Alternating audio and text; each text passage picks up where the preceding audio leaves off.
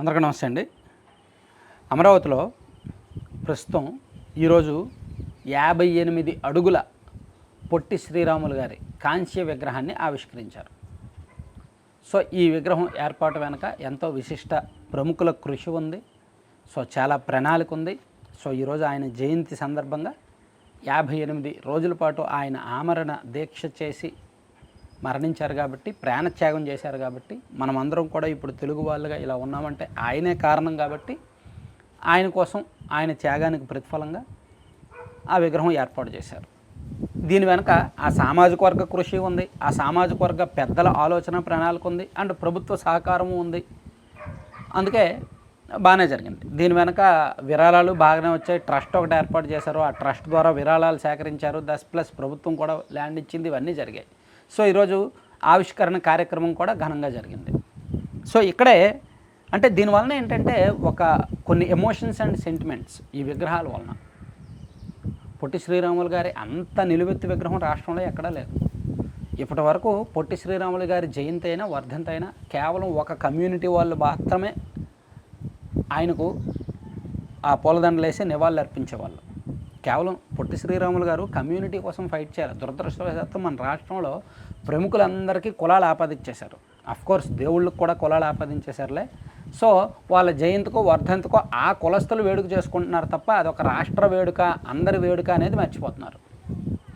So Amaravati లాంటి ప్రాంతంలో ఇటువంటి విగ్రహం ఉంటే మొత్తం అందరికీ, రాష్ట్ర ప్రజలందరికీ, అన్ని కులాల వారికి, అన్ని వర్గాల వారికి చేరువయ్యే అవకాశం ఉంటుంది. సో మంచి ప్రయత్నం సక్సెస్ అయింది. విగ్రహం కూడా బాగుంది, చూసాం. సో ఇక్కడే ఎన్టీ రామారావు గారి నిలువెత్తు విగ్రహాన్ని కూడా ఏర్పాటు చేయాలనే ఒక ప్రపోజల్ ఉంది. సో ఇది ఈ మధ్య కొంత కాంట్రవర్సీ కూడా అయింది. నిధులు ప్రభుత్వం ఖర్చు చేస్తా, లేదంటే ఆ ట్రస్ట్ వాళ్ళు ఇస్తారా, డోనర్స్ ఎవరైనా ఇస్తారా అనేది. దీని మీద ఇంకా క్లారిటీ లేదు. ఎన్టీఆర్ గారి విగ్రహంతో పాటు ఒక మ్యూజియం కూడా ఏర్పాటు చేయాలి అనేది, ఒక మెమోరియల్ పార్క్ కూడా ఏర్పాటు చేయాలి అనేది రాజకీయంగా చర్చ జరుగుతోంది. అలాగే ఇక్కడ గౌతమ బుద్ధుడి జ్ఞానబుద్ధ విగ్రహం, ఒక 125 అడుగుల ఎత్తులో జ్ఞానబుద్ధ విగ్రహం కూడా ఒక పెద్దది ప్రతిష్ఠించాలి అనే ఒక ప్రపోజల్ కూడా ఉంది. దానికి సంబంధించి కూడా ప్రభుత్వం చేసింది. అలాగే ఈ మధ్య అక్కడ అటల్ బిహారీ వాజ్పేయి గారి విగ్రహాన్ని కూడా ఆవిష్కరించారు. దాంతోపాటు బిఆర్ అంబేద్కర్ విగ్రహం ఆల్రెడీ ఇప్పుడు విజయవాడలో ఉంది. విజయవాడలో పీడబ్ల్యూడి గ్రౌండ్స్లో ఉంది. సో అక్కడ కాకుండా అమరావతిలో కూడా మరొకటి భారీ విగ్రహాన్ని ఒకటి ఏర్పాటు చేయాలనే ప్రపోజల్ ఒకటి ఉంది. దాంతోపాటు అల్లూరి సీతారామరాజు విగ్రహాన్ని కూడా రాజధానిలో పెడితే బాగుంటుంది అనే ఒక ఆలోచన ఉంది. సో ఒకప్పుడైతే 40 మంది ప్రముఖుల విగ్రహాలను పెట్టాలనుకున్నారు. ఒక సెపరేట్గా ఒక జోన్ని, ఈ స్టాట్యూస్ జోన్గా ఒకటి పెట్టి అక్కడ ఒక 40-50 మంది ప్రముఖులను పెట్టాలనుకున్నారు.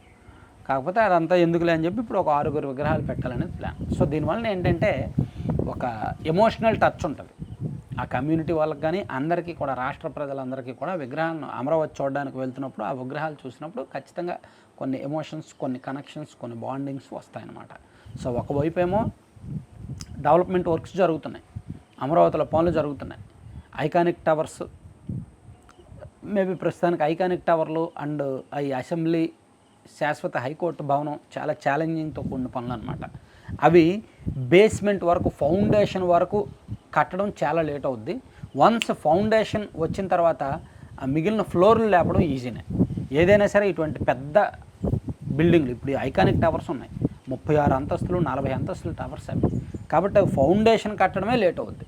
ఫౌండేషన్ అయిన తర్వాత ఆ ఫ్లోర్లు లేపడం చాలా ఈజీ పని అనమాట.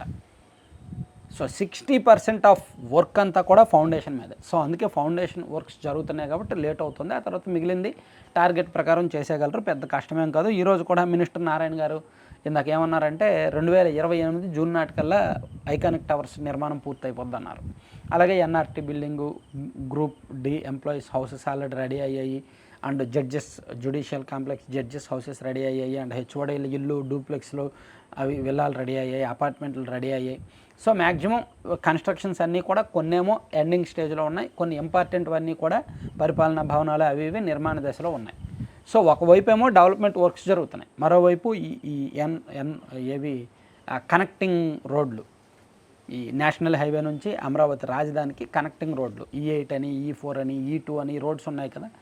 అండ్ మరోవైపు N1 అని, N2 అని రోడ్స్ ఉన్నాయి కదా. ఆ కనెక్టివిటీ రోడ్స్ కూడా వర్క్స్ జరుగుతున్నాయి. దాదాపుగా 62,000 కోట్ల విలువైన పనులు అమరావతిలో జరుగుతున్నాయి. ఒక్కొక్కటి దశల వారీగా పూర్తి చేస్తూ వెళ్తున్నారు. ఒకవైపు వర్క్స్, మరోవైపు విగ్రహాలు కూడా, విగ్రహాల ఆవిష్కరణ కూడా. ఇప్పుడు ఈరోజు సందర్భం వచ్చింది, పొట్టి శ్రీరాములు గారి విగ్రహాన్ని ఆవిష్కరించారు. సో మరొకసారి సందర్భం వస్తుంది, ఎన్టీఆర్ విగ్రహానికి శంకుస్థాపన చేస్తారు, భూమి పూజ చేస్తారు. అది మొదలవుద్ది, ఒక 2-3 ఏళ్ళలో పూర్తవుద్ది. ఆ తర్వాత గౌతమ బుద్ధుడి విగ్రహం. అలా సందర్భం చూసుకొని ఒకవైపు విగ్రహాలు, ఒకవైపు డెవలప్మెంట్ వర్క్స్ జరిగితే 2029 నాటికి, ఎన్నికలకు ఒక 6 నెలల ముందు నాటికి అమరావతి పూర్తి స్థాయిలో రూపురేఖలు వస్తుంది.